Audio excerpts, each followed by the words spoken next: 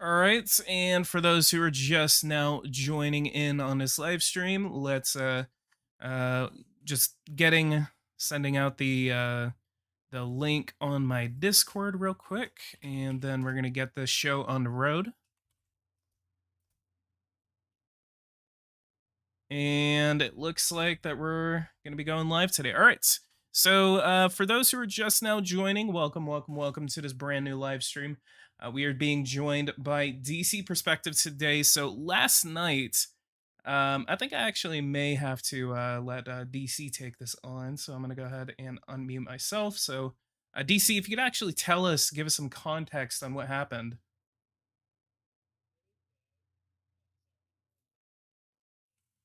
Yeah, I bet.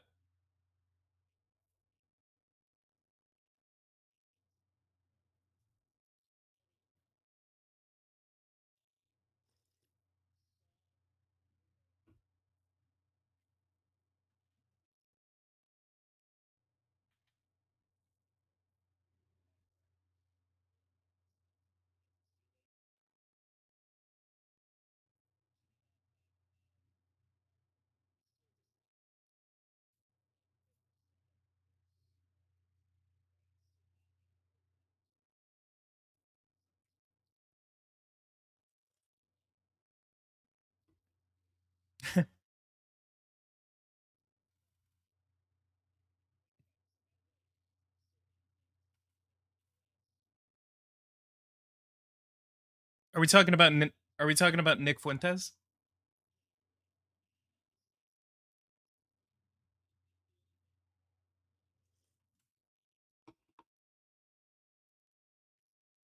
Actually, hey, I'm so sorry. Apparently my god dang audio is not reading you right now. So yeah, it is not reading you right now. Okay, I am so sorry. You should. Okay, yeah, you're being read now. Okay, sweet. Let me share the stream out first.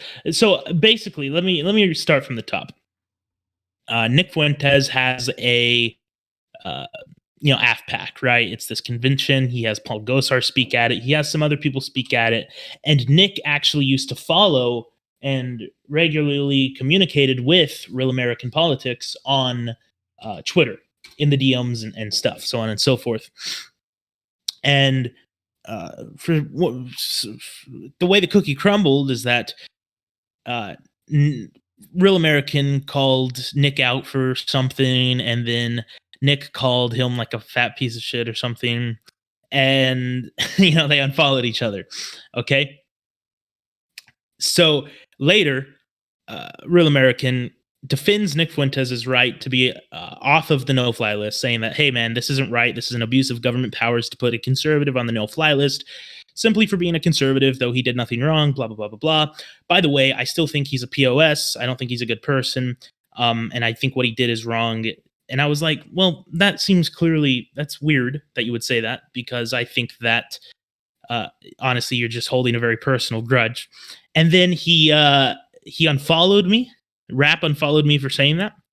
And then maybe a Twitter glitch, or maybe he was just convenient. You know how you can do a soft block? You know what a soft block is on Twitter? Not entirely. I actually do not use Twitter that much. Okay, a soft block on Twitter is when you block somebody and then unblock them, because when you block someone that follows you, it automatically makes them unfollow you. Okay. So I think that's what Rap was kind of trying to do to me. And I checked his profile again while he had me blocked before he unblocked me, and I saw that he blocked me, and I said, okay, well, whatever. And so I blocked him back, because that's just what I do, because I'm like self-righteous or whatever. And this guy tweets about it, and I say, okay, yeah, whatever. And then at 12 o'clock at night, in the middle of the night when I'm asleep, and I don't find this out until the morning, he talks about how bad of a person I am in DMs with other relatively serious people. He talks about he tweets about how I'm a power hungry person, right? and a pleb, or a bunch of other stuff. He deletes those tweets, and I say, okay, I didn't know that he had tweeted that stuff out. Um, but I still see it in the DMs. Like I get DM'd on Discord by a bunch of people that I don't even know.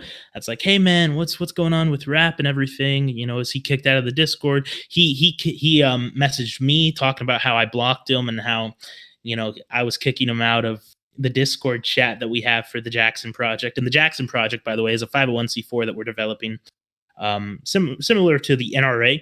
It's a lot less like the Lincoln Project and more like the NRA. It's going to promote America First values. We're not going to embezzle money like the NRA supposedly does, but we want to push a good agenda. And he's like, I'm no longer in the communication chat for the Jackson Project. Why'd you kick me? I don't even have kicking privileges in the server. I'm not the one who formed the server, so I assume he left it and pretended that I kicked him or something, or maybe something happened. He somehow glitched out of it or whatever. But I was gonna let him back in. It was all cool, and then I realized that he had been tweeting about it and talking about it behind my back with a bunch of people, just trash talking me on his Discord. He made a post about it in his announcement section on his Discord, talking about how he's gonna sue me when we go corporate. And I'm like, dude, guy, I'm just trying my best here. I don't know what happened. I blocked you. I thought we were friends. I thought it was whatever. I just thought, okay, fine, I'll block you back, buddy. And we'll unblock each other in like a week or so, or like a couple of days, and we'll move on. Cause that's what rational people do, right? And then, he has this live stream about me. He starts throwing a fit. He's talking, he's saying David is, bleep this and bleep that, and blah blah blah blah, and he's power hungry, and just weird stuff. And me and you scheduled this live stream. I went on the live stream with him yesterday. He deleted the live stream where he was calling me all that, saying all this stuff, saying that I was going behind his back. And he called me a shill. Exactly, Brian. He called me a shill, which is totally unfair. I'm not a shill. I don't even know what that means. What am I shilling for? Exactly. Nothing. Other than my YouTube channel, go subscribe at the DC Perspective on YouTube. And my Twitter account, Son of Carl, at Son of Carl on Twitter. But other than that, it's I think like, I'll try to put your links in the description of this stream. all right, great, yeah, but no, the dude just had a total meltdown, and him having the meltdown like made me realize that, okay, I don't want to work with this guy anyways. If he's gonna like do stuff like this, we're gonna have a slight disagreement. He's gonna go on a bunch of tirades, and I don't necessarily want to work with him in the first place, because that's just you want to surround yourself by serious people that do serious things, that and the only I don't want to say that, but so him going out of his way to publicly and privately speak ill of the project and speak ill of me, it's pretty nasty, right? It's nasty stuff. It's not stuff you do to your friends. I wouldn't do that towards you. I wouldn't do that towards someone like Rep. I wouldn't do that towards anybody. If there's something I wouldn't say to someone's face, I wouldn't say it in public. And even if it's something I would say to people's face, I still wouldn't say it in public, because some things are better kept between two individuals than out aired publicly. Yeah, and And I had that thought today because I was thinking about it, and I'm just like there's a couple of people, like especially whenever it comes to online, that like like if they were to do that, come out and say all these things about me, and then I would want to resolve that like between that person. I wouldn't, I mean, I have this YouTube channel, and I'm not going to just sit here and go on a live stream and then just say like this person is an asswipe, and then right, have like 80, 90 people watching at one time, and I just sitting there just talking absolute garbage about that person. I yeah, think there's a better way to actually have the conversation and then resolve a difference, especially whenever it's coming to a project like the Jackson project. I mean, I think that it's just better kept within the confines of the privacy between two people, because right, whenever I looked at it, I just I was scrolling through YouTube, and I just kind of like saw Real American was live, and then I saw this person David Carlson is an asswipe, and I'm like, is he talking about DC? And so I Yeah. click on it. I click on it and I'm just listening. And then that's whenever I message you and I'm like, what the fuck is going on right now? Yeah, I had a lot of people messaging me like, "Hey man, what's going on?" I'm like, "I don't know. I don't know what's going on."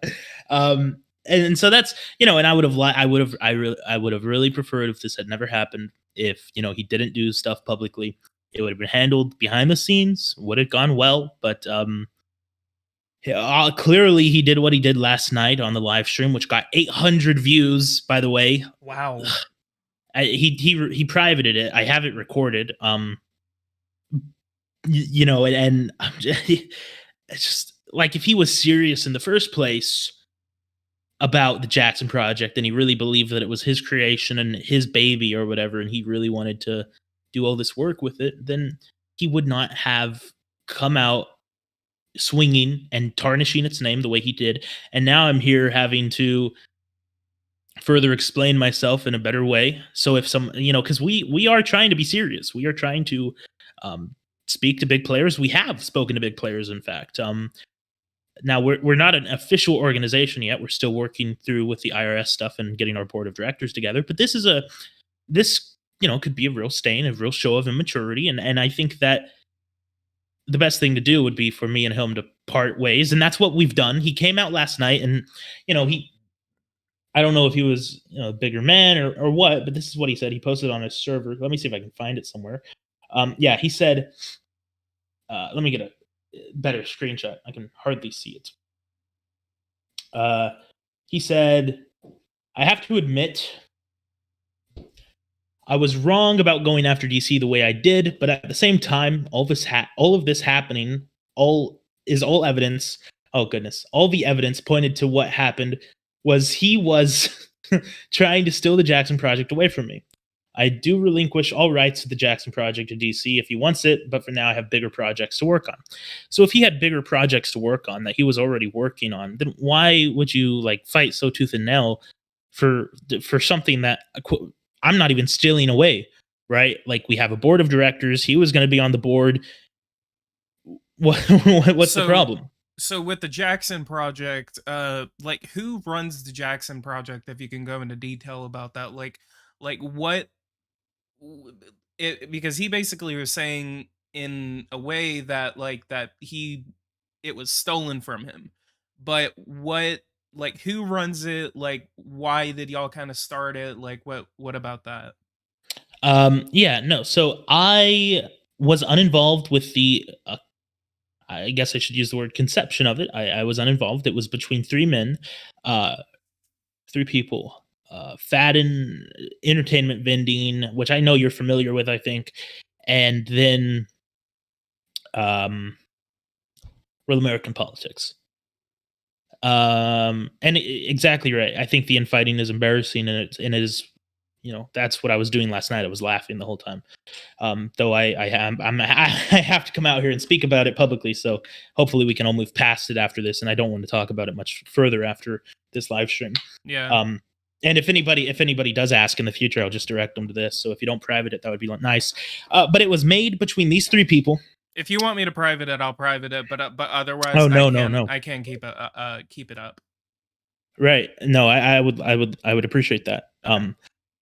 So it was made between these three people, Fadden Entertainment Vending and Real American Politics.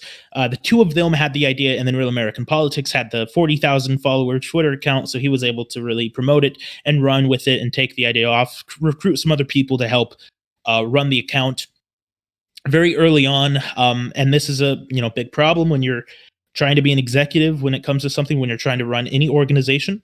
I think probably one of the most important things would be personnel choices. You got to bring on good people who work with you well, who you can work with well. Um, Unfortunately, I don't think Real American really did this. He brought in a relatively young person who very quickly we had some problems with. And they left, and then at that point the Jackson project really stalled. Okay, it really stalled, and I said, this is a problem. So I went out, I got a phone number, I verified the Twitter account, I changed the email account for the Twitter account, I changed the password for the Twitter account. I basically resecured all the social media links. I made more social media links. I made the website, which is not launched yet, but we have a website. I made a trailer for the Jackson Project, which has not launched yet, but it's good. Oh, I can't And wait to see that. so I've done a lot of work for it, and I've been speaking to some paralegals and some people in law school, and access to the IRS documents and everything. And I've been developing a board of directors of serious, well-intentioned people. So this is And like a real like actual political project that that's underway. of course, and then this is why I care. This is why I care about it. Because I've put in a lot. I have truthfully put in a lot of work. And so I started also taking over the Twitter account and the social media accounts, and that's why you see every we've been tweeting more often on the Twitter account, and we've been interacting more, and because me and a few other people are running it now.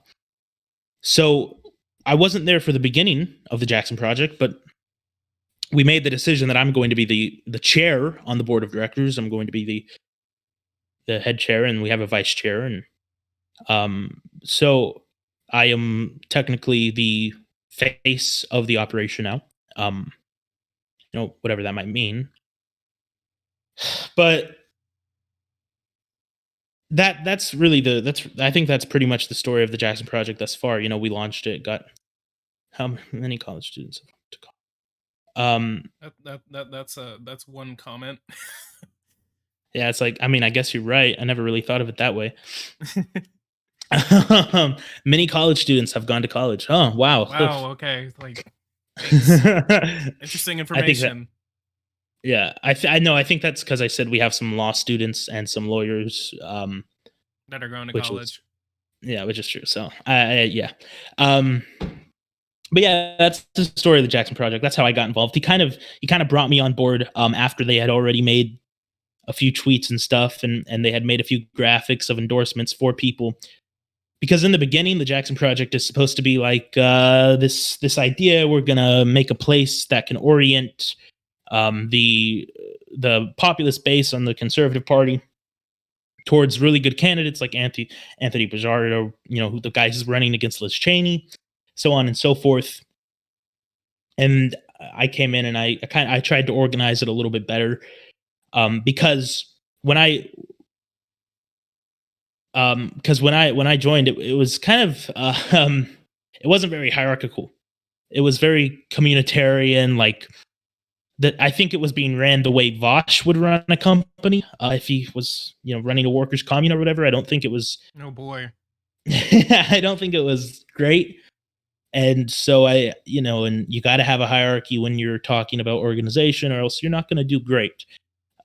And so I was brought in, and I started working to do that basically.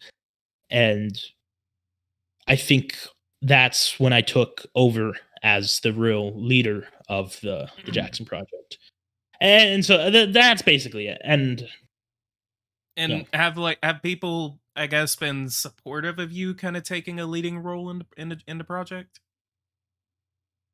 Has there ever been like this much tension? I guess is my question. Like, has there ever been this much tension? I guess about who was where. I guess because that's one of the other things. Like, was it more of a disagreement about direction? Was it a disagreement about who really was behind it? Because you said that Real American had been there longer than you, but then it was more just communitarian, and then just since then you've kind of like put a lot more effort than a lot of other people have. yeah, I don't think there was ever any real pushback on me taking over. Um, uh, it's basically just what it was from the beginning. Uh, Pretty quickly, I consolidated the levers of, I guess, support that I needed.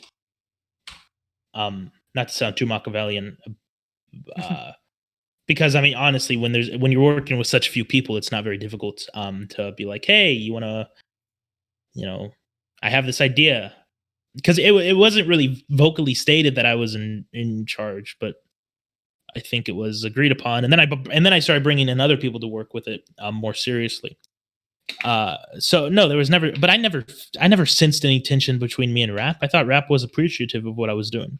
Um, Truthfully, I didn't verbally speak to the guy often, which is the best way to tell what people think of you is when you speak to them um, over the phone call, or even better, face to face. But me and Rap live on opposite sides of the country, so that's not going to happen. But no, I never sensed any tension or even pushback. Okay. Um, One of the other questions that because do you think what happened last night, and especially what kind of like led him into doing that, do you think that was more of like a misunderstanding? Yeah, actually, I do.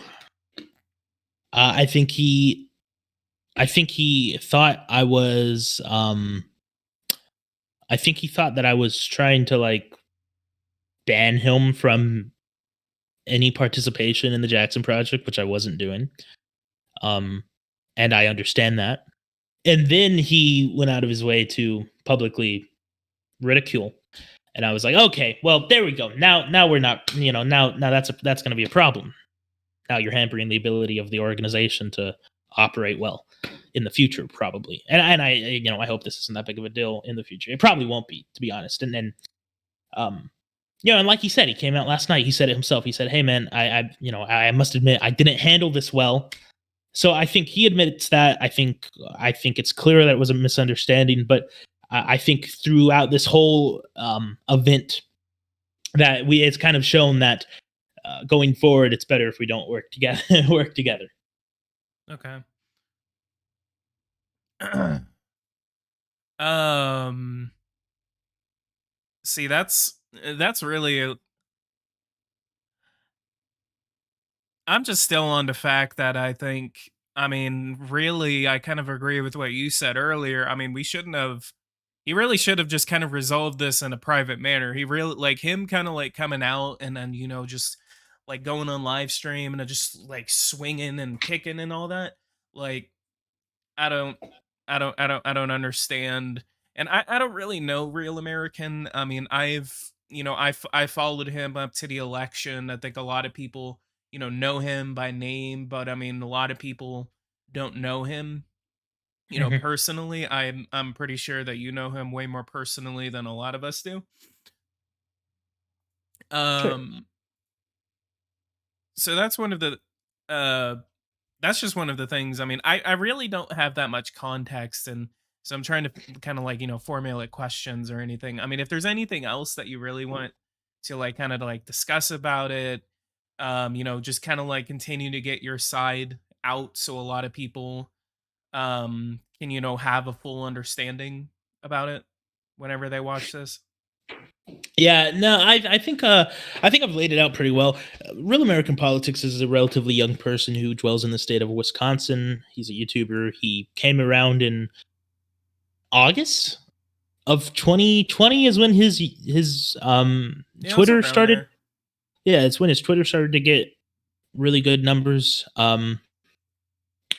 It's yeah, no. So he started blowing up on Twitter up until, gosh, I want to say February is when his 40,000 follower Twitter account got banned. 45,000 followers. He had contact with Eric Trump in the DMs. I probably shouldn't have just said that, but I did. He had some contacts because once you amass a following that size, you get a lot of attention. Especially when you do stuff like he does, which is basically push news and information from a right wing point of view. Hmm. Um, so yeah, he comes from that, and he's a decent guy. And truthfully, I'm not a very bitter person. And despite my persona of being hyperbolic and over the top a lot of the time and silly in many ways, I'm not a very angry person when it comes to this type of stuff. Um, so yeah, I no hard feelings towards him. Uh, but no, I think the context has been fully established. His current Twitter account has like 1.2 thousand followers. since he well, not his Twitter account obviously, but someone else who runs the Twitter account with a similar name as his old or as the old one, which got banned. You know, totally different Twitter account. Twitter, don't do anything. Uh, yeah. So yeah, I think he started to.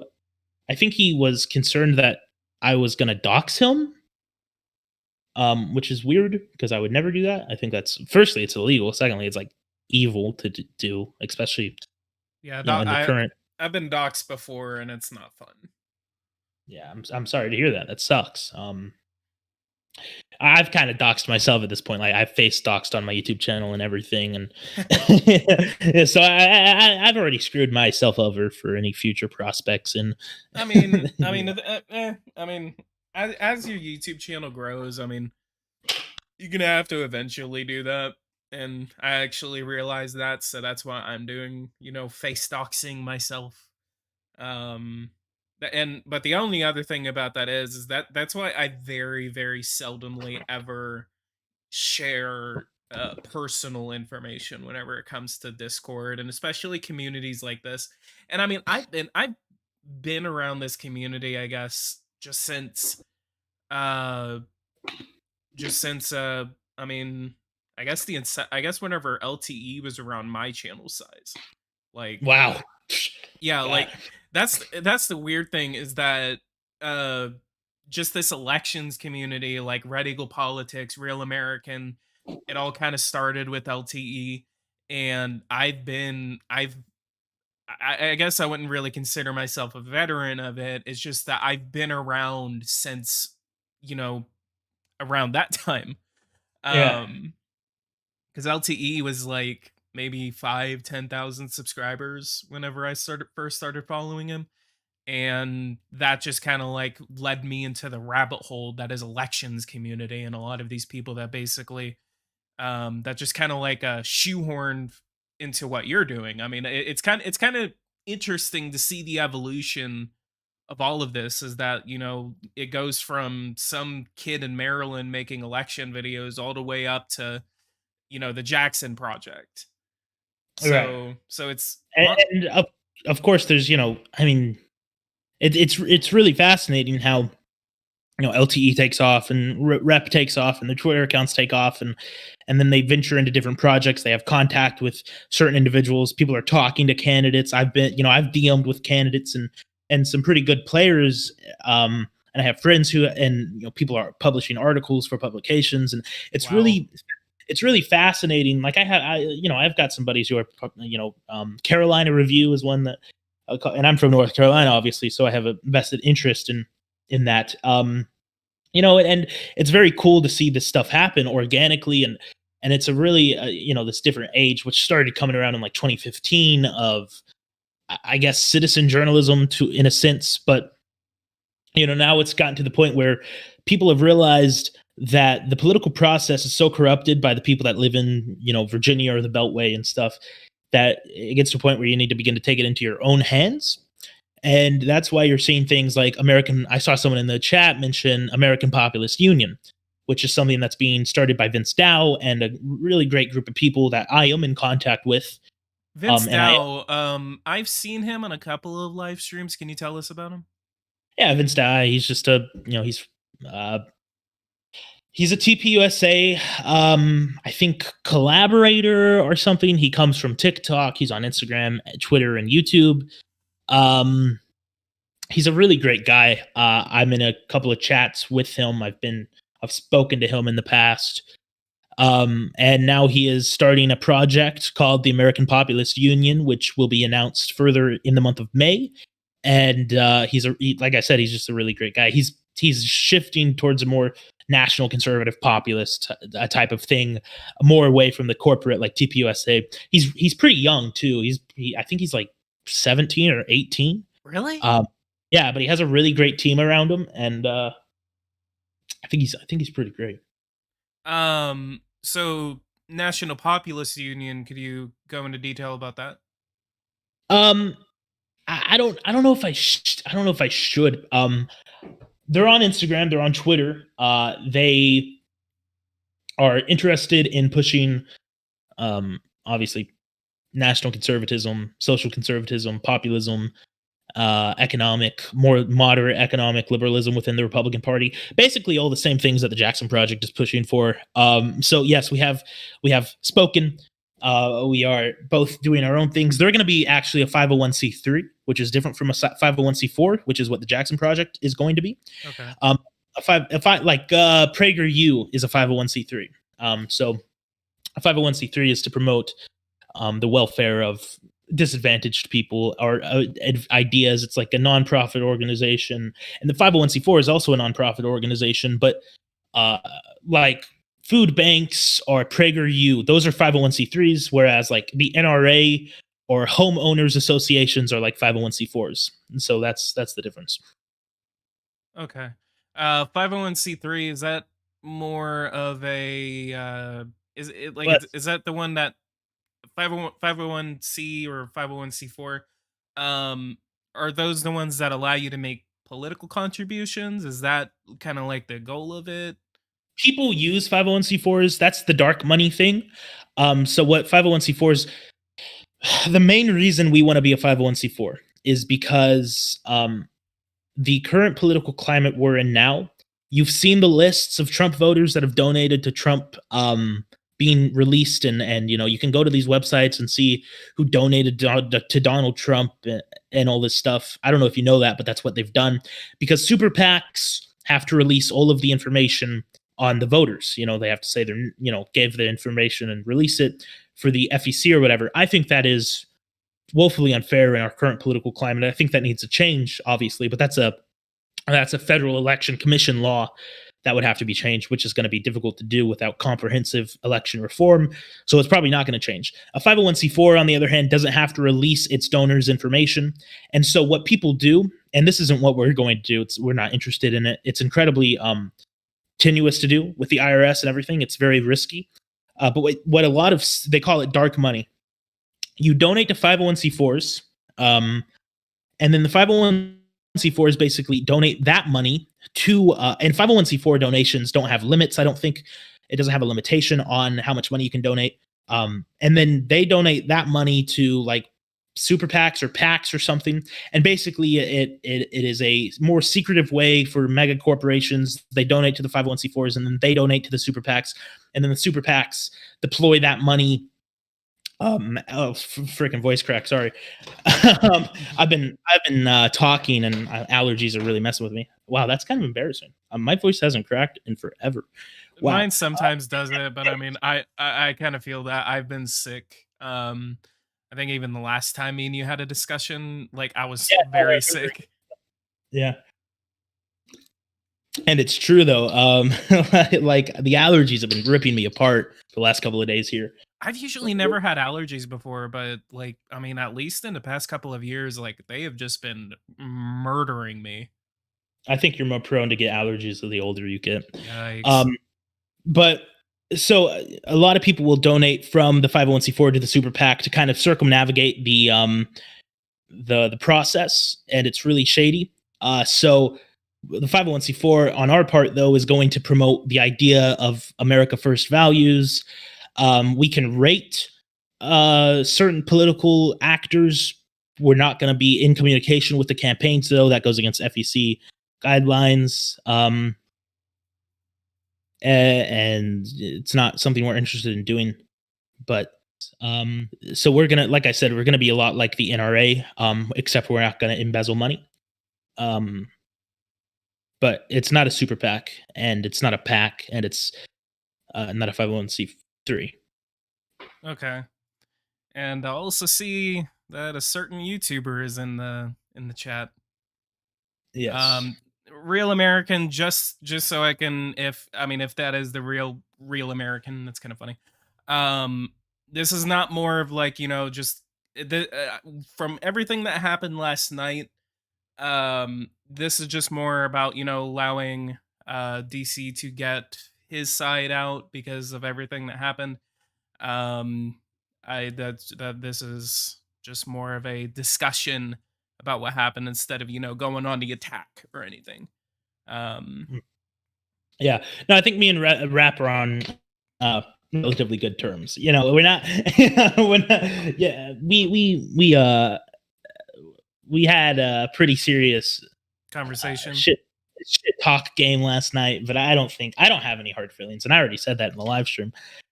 But yeah, no, that's the difference between a PAC and a 501c4 and a 501c3. And so our ambition, we have great ambition. We have I think mass opportunity. We have connections with some people, which I'm excited to explore. Um, but we're gonna have to wait a little bit longer for that. Whereas, you know, the American Populist Union as a 501c3, they'll be doing the more promoting the ideas and promoting uh they're going to be a lot like PragerU, a populist version of PragerU. So you saw the Gravel Institute pop up. Institute's like a totally socialist, cringe, terrible, you know, left wing PragerU. And ever since that happened, people have been like, "Whoa, where's this? The national American, you know, a national American or national conservative PragerU type thing." That's what American Populist Institute is going to be, and I'm very excited to see how Vince Dow develops that further. So, Okay. and you want to Um announce? You should announce your 7 p.m. CST, 8 p.m. EST live stream because people are asking about it. yeah, for those who are watching right now, I will be streaming at 7 o'clock Central Time, 8 o'clock CST. The state of Texas, we have a lot of local elections that are happening. We also have a federal election. About 23 people are running in the 6th district of Texas. And it's very likely, I think it's very likely to go into a runoff election, but Hmm. um, yeah, go ahead and I think it should be scheduled on my channel. So if you guys have not, go ahead and put on a bell notification icon so you don't miss that live stream tonight. Yeah, dude. On a personal note, though, I'll be moving pretty soon to like Virginia, or yeah, um, and I should be getting into a better internet situation so I can start doing live shows, and I'm so excited. Oh, that's gonna be awesome. I really enjoy the live show, like just the format and the conversations that you can have with your chat. Um, no, PragerU isn't really that conservative. They're actually classically liberal. So they're not conservatives. So that's no. So no. I have a video on my channel actually with about 800 views. I uploaded a week or so ago talking about this exact thing. You should go watch it. Um, they aren't populist and they aren't conservative. What would you consider Uh, them then? a classical liberal. They say as much on their Twitter account. Really? Yeah, they say. I have a screenshot in my video. You should watch it. Um, the Was it specifically about PragerU? yeah, it's like Dennis Prager's wrong or whatever. Oh, I think I started watching it, but I never got to finish it, so I'll make sure to watch it. Yeah, it's pretty long, but I bring up the screenshot that they have on their Twitter, and I have it bookmarked. I'm sure I could find it. I have But been they watching your Toxic Populist podcast, and I honestly absolutely love what you're doing on there. no thanks. So just a quick shout out for DC here. If you guys have not listened to DC Perspectives podcasts, go if you have Spotify, go on Spotify and look up Toxic Populists. Mhm. But you can also find it on his channel. Um I'll put his what do you call it? Link. Links in the description of this video. So I'm actually going to do that right now. Yes, and also it's on iTunes, it's on Pandora, it's on iHeartRadio, it's on all the on the podcast providers. I was You should really come on. excited whenever I saw it on Spotify. Sorry, go ahead. You should come on in the future. It'd be awesome. But yeah, so there's that. We're on the podcast. We're basically talking about like restorationism when it comes to our uh, platform, or to our country, I should say, not our platform. Sorry, I just got completely distracted. Um, so the next 3 episodes should be pretty good. It should be about restoring the marriage bond, or the marriage covenant, the civic covenant, and the religious covenant that a society needs to function. And I kind of set that up in the last podcast. So I'm excited for that. They come out typically on Wednesday or Thursday. Um, and yeah, go check that out. That Thanks for the shout out, and I'm glad to hear you like it. But this is the PragerU tweet that I wanted to talk about. This is a complete quote, and I'm gonna send it to you in the Discord if you want to show it or post it in the chat or whatever. But it says, conservatism doesn't compete with liberalism, it sustains it. Without conservatism, there is no liberalism. So the point that PragerU is making is that because real conservatism is anti-liberal.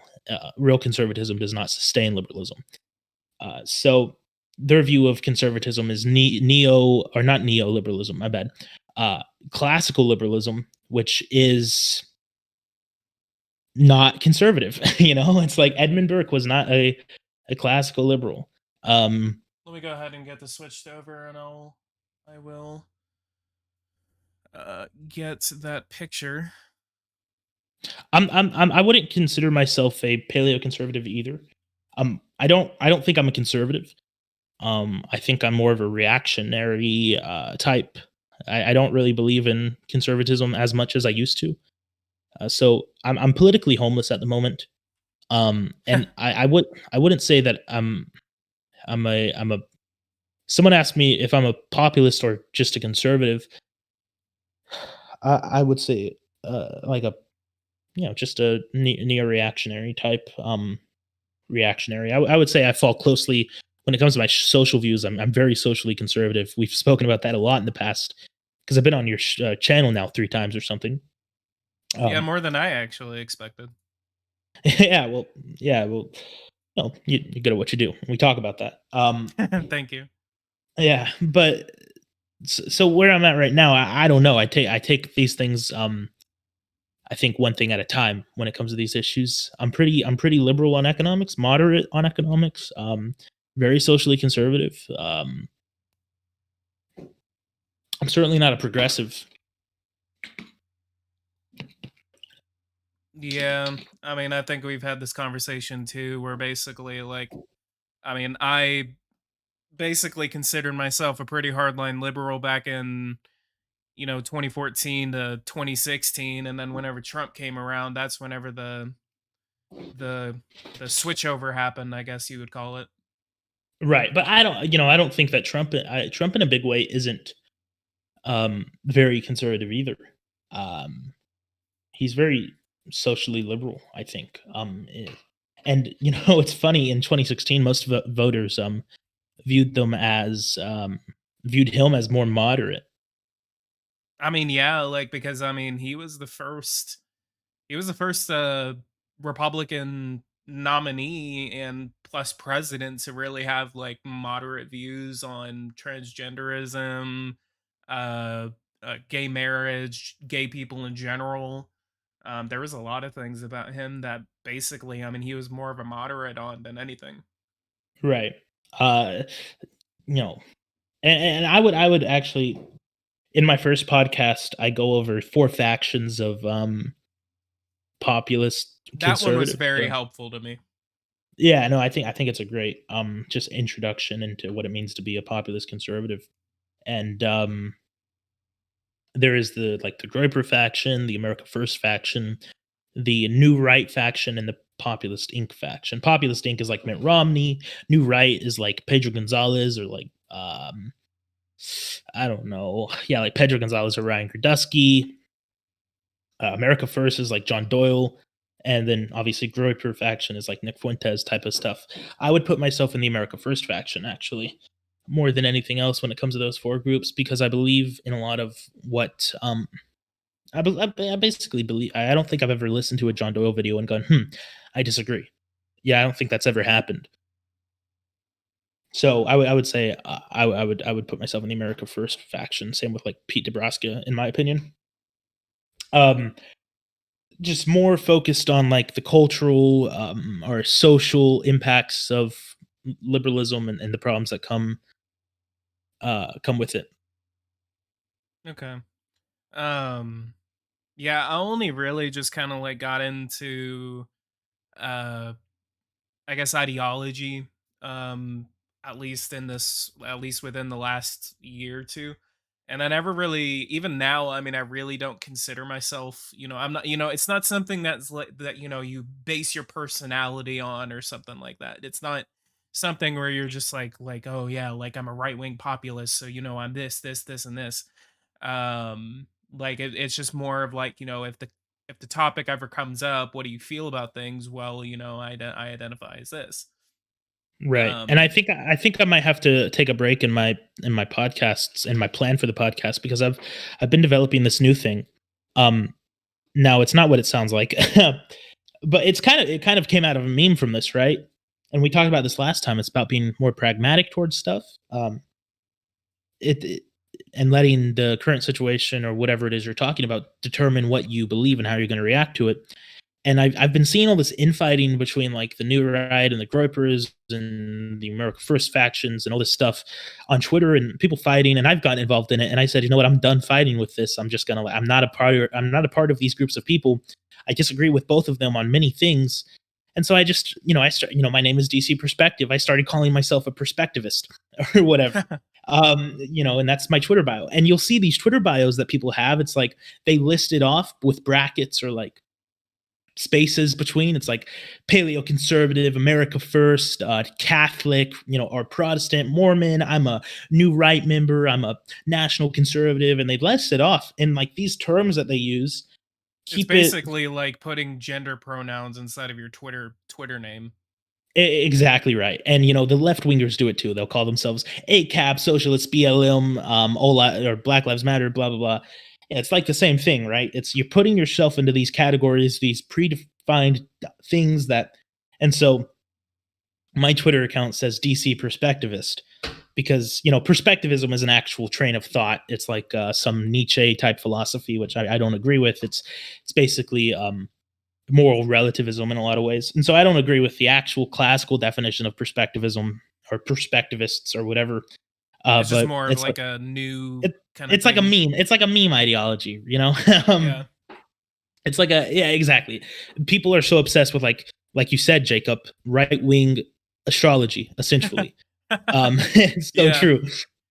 And so I like want to shy away from that. And I've actually been seeing some other people adopt it as well. Like one of my good buddies who actually recently just left online politics, but in his bio he had perspectivist because it's like, look, we don't want to be part of this like stupid infighting. It's a waste of time. So, you know, we're just built different, bro. We're just built different. But Nationalistic moon party. That's my favorite so far. I'm a part of the nationalist moon party. Vote for our candidate in 2024, please. I don't even know if voting is worth it anymore, to be honest. On the federal level, it's something I've had to really wrestle with whether it's like fortified beyond being worth voting or whether it's not. Yeah, It's very I've seen that conversation. I think on Red Eagle's channel where basically it was about. I think this was circling back to your stream that you had with it was you, Red settlers Eagle, lament. and Settlers Lament. Y'all basically had a conversation about it, basically where y'all were like, if there's not an America Firster on there, like, should you even vote? And I think some of Or y'all were like, no, I wouldn't. yeah, or even beyond that, it's like if there is an America First candidate, like I mean, I don't want to, I don't want to say anything that will get you banned from YouTube, obviously, but it is clear that the levers of power, the Atlantic Council, the mainstream media, the news organizations, the social media platforms, the manufacturing companies, the uh, what is this? The Chamber of Commerce, the state attorney generals, the state governors, both Republicans and Democrats, were clearly collaborating in a way to disadvantage Donald Trump in the 2020 election. Okay. And he lost by a combined 45,000 votes. I think their collaboration was worth more than 45,000 votes. The elite class worked together, and the Atlantic magazine talked about this to defeat Donald Trump, and they did it successfully. And if they can defeat Donald Trump, what makes you think they won't be able to stop another America First candidate like, I don't know, Josh Hawley or somebody else, or Donald Trump again in 2024? So Yeah. yeah, so this is something I've been wrestling with, and my channel used to be a lot more like yours, or a lot more like Red Eagle Politics, really low, like ranked punditry type stuff. Like today, in the state of North Carolina, candidate Mark Walker announced for Senate. Here's what I think he's going to do. Here's how I think he's going to win or lose, or But I kind of started to shift away from that because I realized that it's kind of missing the bigger points of what's happening in our society. And so I've started talking about more serious topics. And I think I'll continue to do that. And I think that I'll continue to think that in a big way, voting in federal elections is kind of cringe, and that I'll probably still do it. But if I don't have much hope for federal government, and I don't have much hope for liberal actions within the system to change it. And this is something I say all the time. It's like you're expecting to change the system while operating within the confines of the system. It's not going to work, and this is why we see the socialist movements fail. And this is why they failed in the United Kingdom in the 20th century. They failed in America in the 20th century. I mean, they were absolutely destroyed by Woodrow Wilson and FDR, both of them, Yeah, Woodrow in the 20th Wilson. century. Yeah, which is really funny considering like who he is, the like globalist shill and whatever. Uh, and same, they were crushed in the UK. They were crushed in a lot of places that were more liberal, because in many of these places, especially in America in the 21st century, like the socialists still operate within the liberal framework. Um, so I think that's why they've had such a tough time changing the system. And I view that the same way with conservatives. It's like, well, you're a conservative supposedly, and this goes back to the PragerU problem. Like they say they're conservative, but they also say that means being liberal or whatever, which just that doesn't make sense. Clearly, you're a liberal that just wants to get conservative viewers and make money from them. Like that's what you're doing. So you think that PragerU is more of like a grifter? No, I think they genuinely believe what they say. I don't think they're saying what they say for money. I just think they are, it's this like hyper individualistic, like liberalism to this John Locke conservatism. It just doesn't make sense to me. Okay. Yeah, it's like conserving what exactly? Conserving.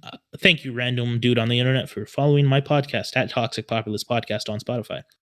Um, it's like what exactly are you conserving? Right, you're conserving sodomy and degeneracy and this stupid, inefficient, corrupt system that we're currently in. It's like, well, we're defending liberty, really? Because from my point of view, the thing most infringed upon in 2020 was liberty.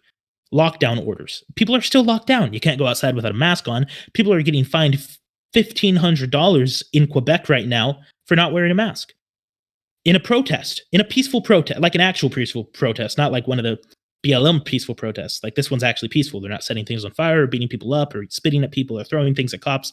They're peacefully walking down a street, and they don't have masks on. They're getting grabbed by police officers and fined $1,500. That doesn't seem like freedom to me. So you say you're defending freedom, but not really. Or not really.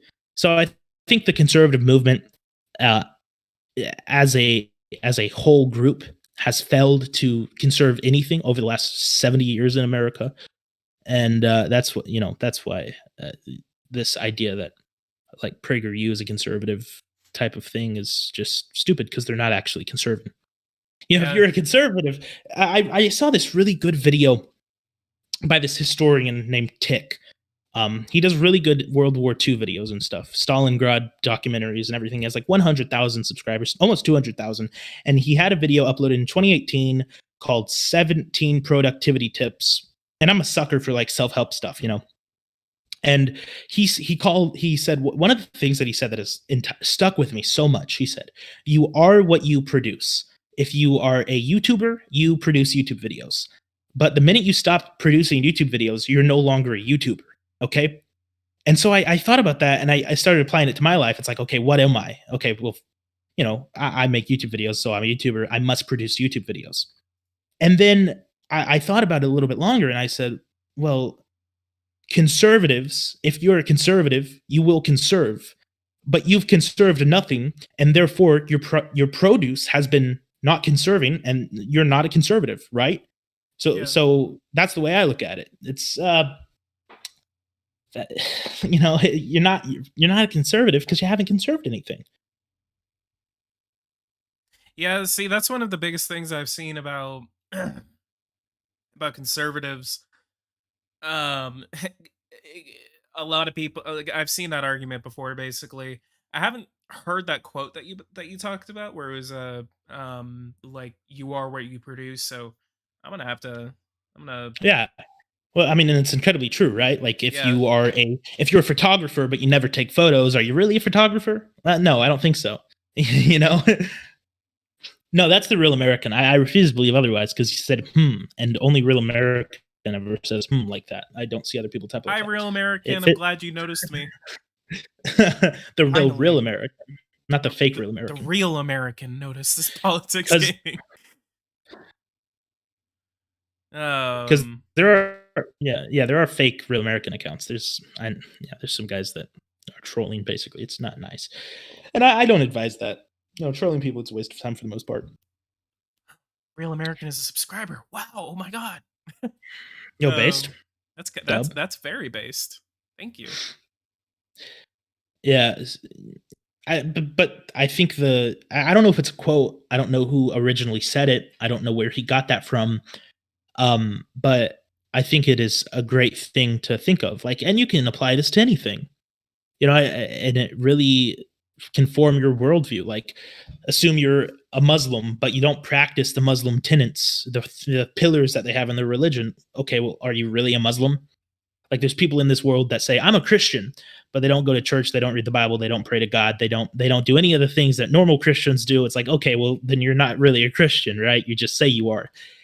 Same is true with conservatism. If you don't conserve, you're not a conservatism, or you're not a conservative. My bad.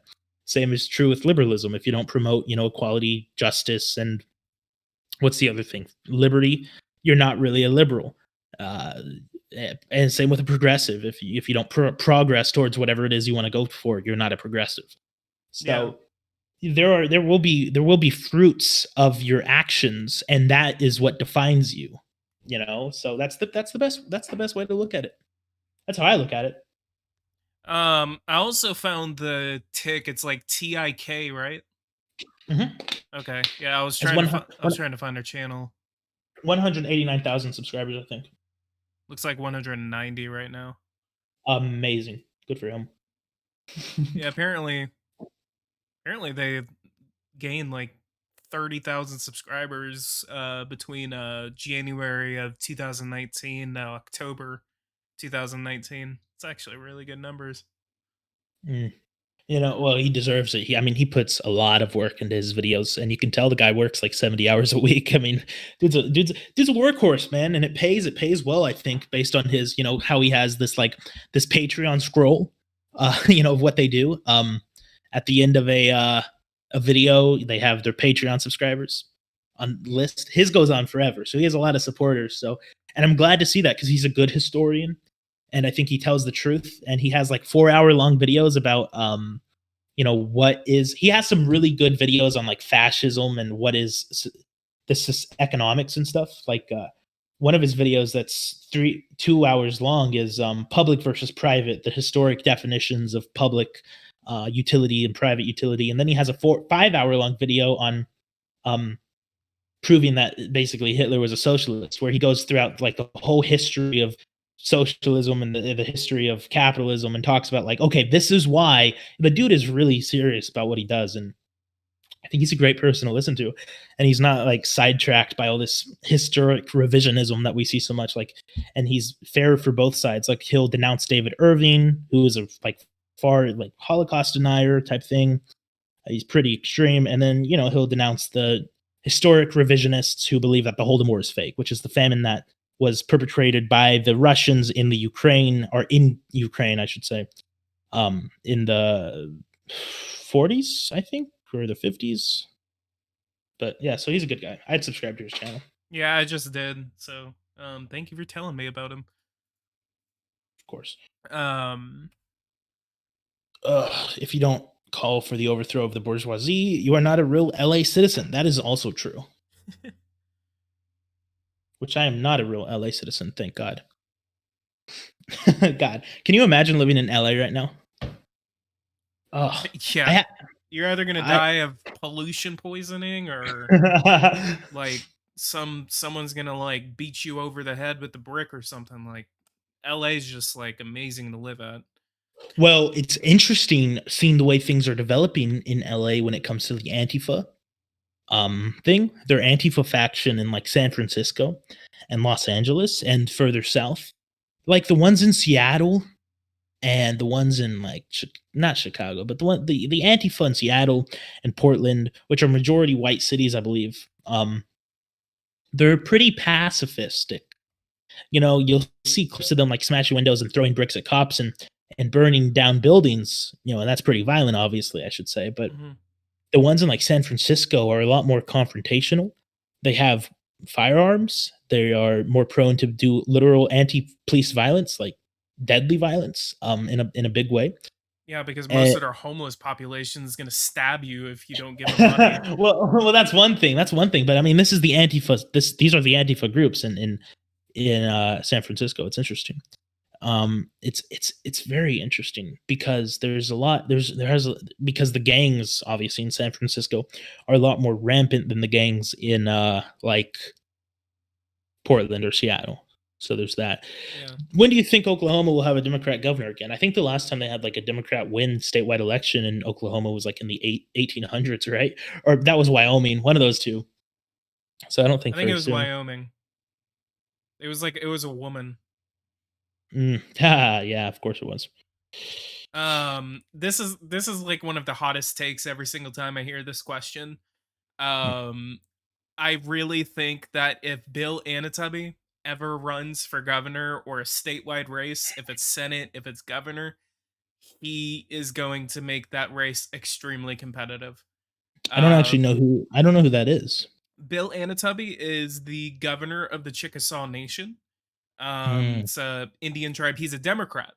right. Um, but one of the things I believe that if that guy runs in any statewide election, like especially now, I think he's going to make that race competitive because he's Why? extremely popular. He's done a lot of at least like just he's because he's been governor of the Chickasaw Nation since like the mid 90s. Oh, And wow. since he has been governor, he's basically like allowed the Chickasaw Nation to grow and prosper essentially. Good. um so he has that record on him, and he tried to run in a congressional election. I think it was like Oklahoma 4, I think. He tried to run back then, but he dropped out of the primary before the primary was even held, so he didn't even get to get into the general. Um, but every time that question comes up, like with Oklahoma, I absolutely am certain that if Bill Anatubby, because he's actually ranked as one of the most important and also one of the most popular figures in the state, Wow. because a lot of I people believe it. like know do not know the governor of Oklahoma, but they know who Bill Anatubby is. That's funny. Well, he's been around a lot longer. You said he was the governor of the Chickasaw Nation since 1990s. I don't know a lot about Native American tribes or enclaves in America. The Chickasaw Nation is only in Oklahoma, or They were in I think it was around Tennessee, maybe northern Alabama, Mississippi, around that area. well, obviously Trail of Tears, Yeah, right? I thought I they were Trail of Tears out of that area. Um they they basically yeah, they moved over, and then so they actually made a Supreme Court ruling on Oklahoma I think the ruling was you may know what I'm talking about. I just can't think of the name. But they ruled a Supreme Court ruling basically saying that basically like 55% of Oklahoman land is Native American reservation. Right. Because one of the weird things about Oklahoma is that whenever they became a state, they didn't resolve the sovereignty that those tribes had. So like the Hmm. Muskogee, the Mustang, or I think it's just Muskogee, I think it's Muskogee, Muskegee or Comanche, something. Yeah.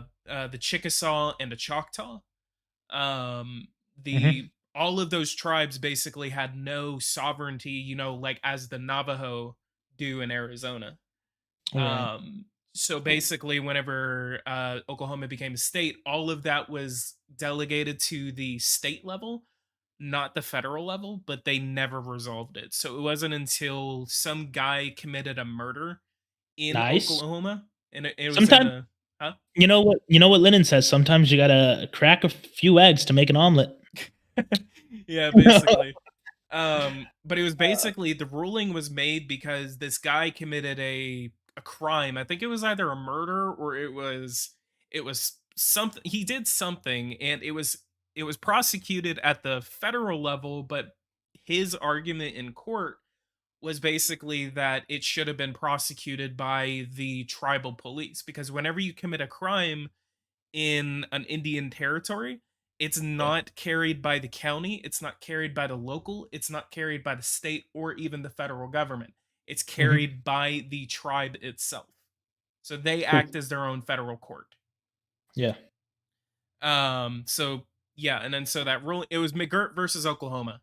That was the case. And so yeah, they made the case and then basically 55% of Oklahoman land is Indian owned.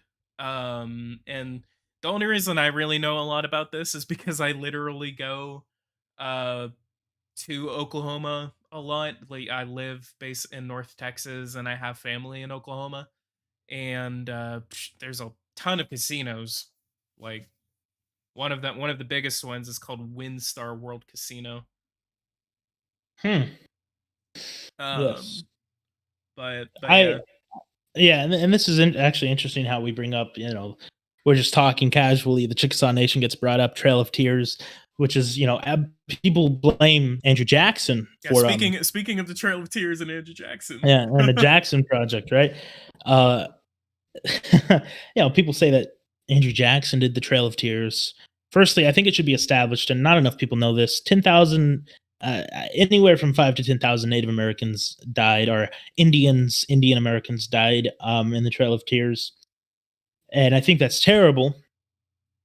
But there was actually one removal process. It was the Cherokee. I think it was the Cherokee Nation, which was removed under Andrew Jackson. And I've done research about this. Obviously, if I'm going to be on the board of directors of the Jackson Project, I want to know what Andrew Jackson is about. There's this really good book called The Defense of Jackson, which I think if you want to know more about Andrew Jackson and why I think he's actually a good president and a good person, though he's been vilified by by the elite class. It's called In Defense of Andrew Jackson. It's by Bradley J. Burzer, I Riser. believe. Breiser. It was written in like 2018, and it talks about how the Trail of Tears didn't start until Andrew Jackson was out of office. It was actually all done under Martin Van Buren. What Andrew I think Jackson did. I think for some reason I've always had that correlation because I think I saw that date that I was on because I did some prior research on it and I was like and especially whenever you first started talking about it, I was kind of correlating it to Martin Van Buren instead of Jackson. Right, and I think the opposite is true with most people. So that's just like further proof of like your obviously intelligence when it comes to the American history and stuff. Most people wouldn't know that. Most people would associate Andrew Jackson with it. Um, but the what happened was the Cherokees signed. I believe it was the Cherokees, but it was one Indian group was moved under the Jackson presidency, and Andrew Jackson signed a treaty with them actually, and that's why they moved, and they didn't suffer any like type of forced marches or any inflicted damage or casualties. No, like I don't even think there was any influenza or anything like that in the marches with this, and it wasn't even really a march. It was just they were moving, obviously, and they were paid for it as well. So they were reimbursed, and they thought that it was on their terms. It was on Andrew Jackson's terms, and then Andrew Jackson adopted a Native American or an Indian American daughter when he was, I believe, relatively young, actually. So this idea that Andrew Jackson hated Native American or Indian Americans and hated and wanted to exterminate them is totally ludicrous, and it's a lie made up by the elite, in most part, because Andrew Jackson was a populist and working class president, and they don't like that about him. So I think that it needs to be said. Andrew Jackson's name has been slandered, probably worse than most other presidents. Maybe like Thomas Jefferson has been slandered a little bit more. Like, oh, Thomas Jefferson had slaves and he sexually assaulted them. It was debatable, but obviously he had slaves, but debatable. um, Yeah. yeah, but that's yeah. So I think it's important to say that. Okay. And I saved that to my uh uh wish list, so I'll make sure to look into that book. I really want what I really want to do is I want to start getting like a collection of books, just political books, and then really just kind of like in my off time just kind of like just read, really honestly. Reading is great. I am currently reading. I recently finished The Prince, which is Machiavelli. So that's good. It's a good book. I think in a lot of ways it's evil. I think it's anti-Christian, which is what I am. I'm a Christian. I don't think it's. I think it's probably one of the most evil books ever written. But I think it's important to know. And then I recently just got, and I'm going to start this tomorrow, The Machiavellians by James Burnham. This book was out of print for a long time, and the hardback cover or the hardback version of the book costs, I think, a couple hundred, maybe a couple $1,000 because it's out of print. But they recently started. I don't know who recently started doing it. I'm going to look to see who's publishing it. Loom Books. I don't know what Loom Books is, but Loom Books is a publishing. It was first published in 2020. Yeah, so they started publishing the book again in last year. It was written in 1943 by a former socialist, and he's basically talking about well, to be quite honest, I don't really know what he's talking about, but I'm very excited to read it because it's been recommended to me by a lot of people. He's Okay. talking about, it's called The Machiavellians Defenders of Freedom. So I'm excited to get into that. Okay. Yeah, you're gonna But have to yes, send me like a book recommendation or something like that. I'd love to. I really enjoy speaking about books with people. I think it's very important. Yeah, see, Um that's one of the things about me is that especially whenever I was younger, and I absolutely regret not doing this. Like I really just didn't like the read, but there was a couple of books that I actually kind of read. 1984 was one of them. I think that's kind of cliche, but 1984 was one of the first books that I thoroughly actually enjoyed. yeah. And that was around whenever I It's really started getting into politics, so that was kind of yes. like a You know what? Me too. I actually started listening to books before I started reading them because I worked at a farm, and while I was working, I would listen to books. And 1984 was one of the first ones I I listened to as well, and Animal Farm, and I have like 149 Audible books. And I've recently just started growing my physical library, which I'm very happy about. You got to buy physical books, buy absolutely. if controversial physical books. I've bought a book just because Amazon banned it off their website, so I bought it from Target before they banned it. um, it's I think Which one was it? Or I don't know if I want to say it's about bankers. I haven't read it yet. could you I type plan it? on getting well, it's called The History of Central Banking Okay. by some South American or South African dude. I think he was the treasurer of South Africa, apartheid South Africa. So a very controversial person, and he's very controversial ideas. I haven't read the book yet, so I'm not endorsing the ideas in the book. Um, but yeah, buy books that are potentially going to be banned within the next 5 to 20 years or whatever. So Yaki or Mishima or these are all authors. Samuel Francis, Leviathan and Its Enemies is a good book that it's very long. I haven't read it. Spangler. Physical books are important to buy if they're controversial because I really do fear that one of these days I'll open my Kindle and Amazon will have purged my books from it because I do have a Kindle and I enjoy my Kindle. Yeah. But Yeah, see, that's why I would rather have the physical ones. yes, One of the books that I think I started reading, I still have yet to finish it. hmm, It's that's how it is.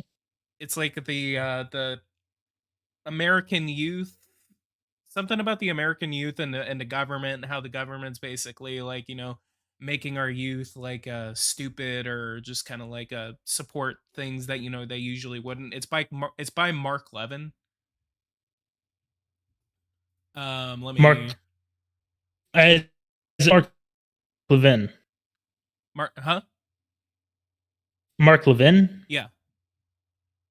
Yeah, I don't know a lot. I have one of his books. I bought it a very long time ago. Well, actually, it was bought for me by one of my buddies. Um, what's the problem, Aoman? Huh? What's the problem? Um, you just hate people with books. Is that what it is? You're a book burner. Exactly. That's what I Nah. thought.